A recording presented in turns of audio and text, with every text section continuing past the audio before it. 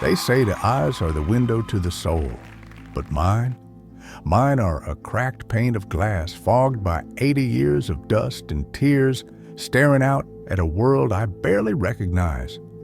I've seen things no man should. Jungles swallowing boys whole, skies raining fire, and faces I love turning to ash in my hands. My name's Samuel J. Harrow, though most just call me Sam. I'm a relic, a walking scar from wars fought long ago, a man who's lost more than most could bear. My youth to Vietnam, my wife to sickness, my sons to violence and despair. Yet here I stand, trembling knees and all, because of a promise I made to God under a blood-red sky in 1966. If He spared me, I'd spend every breath left giving what I could to others, and I reckon He's held me to it ever since. People look at me, an old man with a limp, a raspy voice, and hands that shake, and they wonder why I don't just sit down and die. They don't understand that I can't. Not yet. Not while there's still someone out there I might help. It all started with the war, doesn't it always?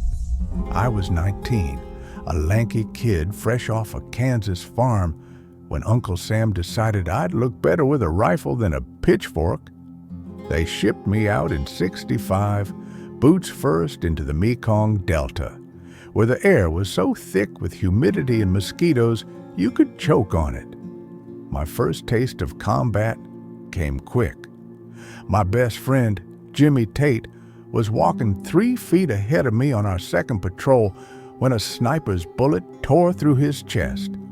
I dropped to the mud, crawled to him, and held him as he bled out, his blue eyes wide with terror, begging me to tell his mama he'd been brave. "Tell her I didn't cry, Sam," he gasped, blood bubbling on his lips. I lied and said he didn't. I watched the light fade from him, felt his hand go slack in mine, and something in me died too. My innocence, buried in that stinking swamp with him. I was 19, and I'd already lost more than I knew how to name. The years that followed were a haze of chaos and survival. Vietnam was a meat grinder. Boys I'd laughed with over cigarettes one day were gone the next, blown apart by mines or cut down by ambushes. I learned to sleep with one eye open, to flinch at every rustle in the reeds. Once, during a night patrol near Cu Chi, we got pinned down by Viet Cong mortar fire. The guy next to me, a kid from Ohio named Danny, took shrapnel to the gut. I dragged him behind a tree, pressed my hands to the wound, but the blood just kept coming, hot and slick, soaking my sleeves.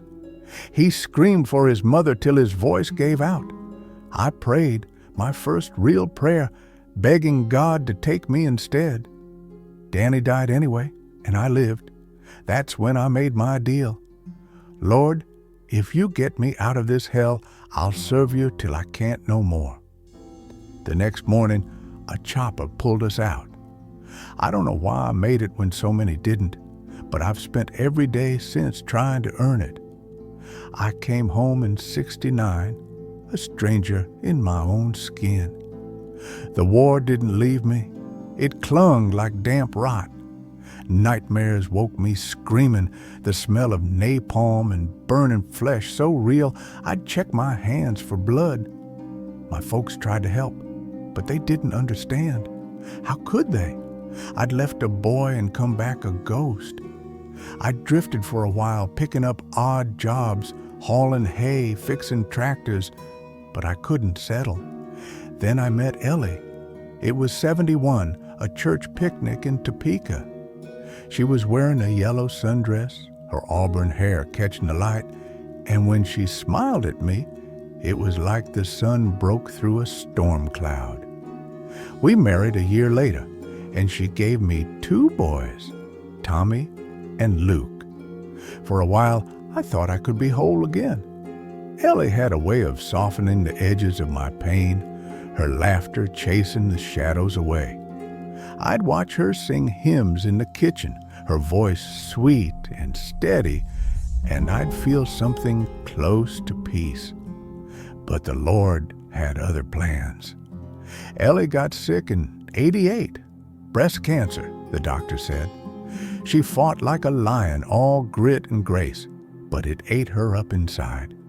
By 90, I was burying her under a willow tree she'd loved, her name carved on a stone that felt too small for the woman she'd been. Tommy was 16, Luke just 12. I raised them alone, pouring what little I had left into being their father. I'd sit up nights, watching them sleep, praying they'd never know the pain I carried. But life don't work that way. Tommy enlisted in 2001, right after 9/11. He was 19, same age I'd been, and he said it was his duty, like it had been mine. I begged him not to go, told him war wasn't glory, it was blood and loss and pieces you can't put back together.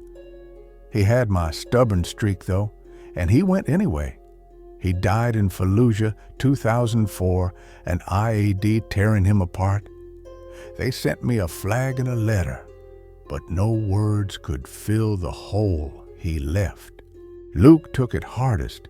He'd worshiped Tommy, and when his brother was gone, something broke in him.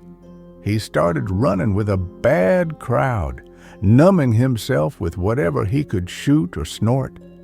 I tried to pull him back, dragged him to church, sat with him through withdrawals, but despair's a beast I couldn't fight. I found him in 2010, cold in his apartment, a needle in his arm. My baby boy, 22 years old, gone. I buried him next to Ellie and Tommy, 3 graves lined up like a row of dominoes I couldn't stop from falling. Friends drifted away after that, some to death, others to distance. By my 60s, I was alone, a husk rattling around a house too big for one. You'd think a man like me would curse God, shake a fist at the heavens, and demand why he'd piled so much ruin on my shoulders. I wanted to. Lord knows I wanted to. I'd sit in my kitchen, staring at a bottle of whiskey, wondering if drowning myself in it would hurt less than living. But that promise I'd made in '66 held me fast. God had spared me when I should have died a dozen times, through firefights, through sickness, through grief that should have crushed me. I couldn't turn my back on him now, not when he'd carried me this far. Faith ain't easy when your hands are empty and your heart's a graveyard, but it's all I've got left to hold on to.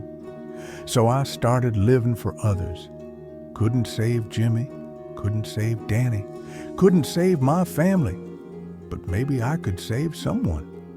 I volunteered wherever they'd take me, soup kitchens, shelters, VA hospitals. I'd sit with the broken ones, the addicts, the vets like me who'd lost their way. I'd listen to their stories, pray with them, sometimes just hold their hand when the shakes got bad. One night, in 15, I met a guy named Pete at a shelter in Kansas City. He was a Gulf War vet, maybe 40, with hollow eyes and a tremor in his voice. He told me he'd lost his wife to divorce, his kids to estrangement, and his hope to the bottle. I sat with him till dawn, sharing coffee and silence, and when he sobbed, I didn't look away. Before I left, I gave him my last $20, told him to get a hot meal. He hugged me, tears streaking his face, and said, "You're the first person who's seen me in years." I didn't feel like a saint, just a man who knew what it was to be invisible. Another time, in 19, I was driving down Route 50 when I saw a car flipped in a ditch, flames licking the hood. My leg's been bad since NAM. Agent Orange and shrapnel did a number on it, but I pulled over anyway. A woman was trapped inside, screaming, her arm pinned. I limped over, yanked the door open, and dragged her out just before the tank blew. My lungs burned, my knee gave out, but she lived. Folks called me a hero after that, plastered my picture in the local paper. I ain't that. I'm just a man who's seen too much death to stand by and watch it take another. Last winter, I met a boy named Daniel. It was December 24, bitter cold, and I was hobbling out of a gas station when I saw him, maybe 10, shivering in a thin jacket, his mama crying nearby. She told me they'd been evicted, had nowhere to go. I had a little saved up, VA pension, nothing fancy, but I gave it to her, enough for a motel room for a week. Took my coat off too, wrapped it around the kid. Nearly froze walking home that night, my breath frosting in the air, but I'd do it again. See, I've learned something in these 80 years. The more you give, the less the hurt weighs. It don't erase the past.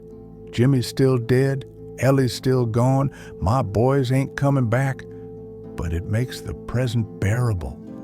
Every time I help someone, I feel them. Jimmy's laugh in a stranger's smile, Ellie's warmth in a thank you, Tommy's courage in a kid who keeps fighting, Luke's quiet need in a trembling hand. People ask me how I keep going. Arthritis gnawing my bones, lungs wheezing from the poison I breathed in, numb, a heart stitched together by grief and time. I tell him it's the Lord. He didn't promise me easy, just that he'd be there, and he has. I see him in the faces of the people I meet, the lost ones, the hurting ones, the ones who don't know they're worth saving. I ain't got much time left. I feel it in the way my body creaks, the way my breath catches some mornings. But when I go, I want to go empty-handed, having given it all. I've lost more than most. War took my youth, sickness my love, violence and despair my sons. But I've gained something too, a purpose.